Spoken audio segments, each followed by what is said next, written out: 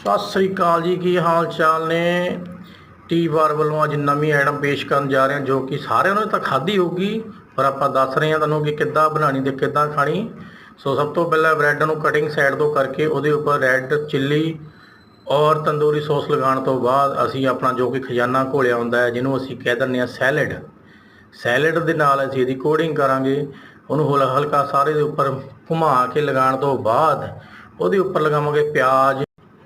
ਇਹਦਾ ਟੈਕਸਚਰ ਵਧੀਆ ਦੇਣ ਨੂੰ ਇਹਨੂੰ ਚਿੱਲੀ ਫਲੇਕਸ ਅਤੇ ਔਰਗੈਨੋ ਟੈਕਸਚਰ ਦੇਣ ਤੋਂ ਬਾਅਦ ਆਪਾਂ ਕਾਲੀ ਮਿਰਚ ਦਾ ਉੱਪਰ ਪਾਊਡਰ ਛਿੜਕਾਵਾਂਗੇ ਔਰ ਫਿਰ ਤੋਂ ਦੁਬਾਰਾ ਤੰਦੂਰੀ ਔਰ ਮਿਓਨੀ ਵਗੈਰਾ ਲਗਾਵਾਂਗੇ ਔਰ ਇਸ ਨੂੰ ਹੁਣ ਕਰਾਂਗੇ ਬੰਦ ਕਰਨ ਤੋਂ ਬਾਅਦ ਇਹਦੀ ਕਰਾਂਗੇ ਕਟਿੰਗ, ਜੋ ਕਿ ਬਹੁਤ ਹੀ ਈਜ਼ੀ ਹੈ। ਔਰ ਇਸ ਤੋਂ ਬਾਅਦ ਇਹਦੀ ਕਰਾਂਗੇ ਹੁਣ ਪੈਕਿੰਗ ਦੇ ਨਾਲ ਆਪਾਂ ਛੋਟਾ ਜਿਹਾ ਸੌਸ ਦਾ ਪਾਊਚ ਪਾਵਾਂਗੇ ਤਾਂ ਜੋ ਕਸਟਮਰ ਖਾਵੇ ਔਰ ਆਵੇ।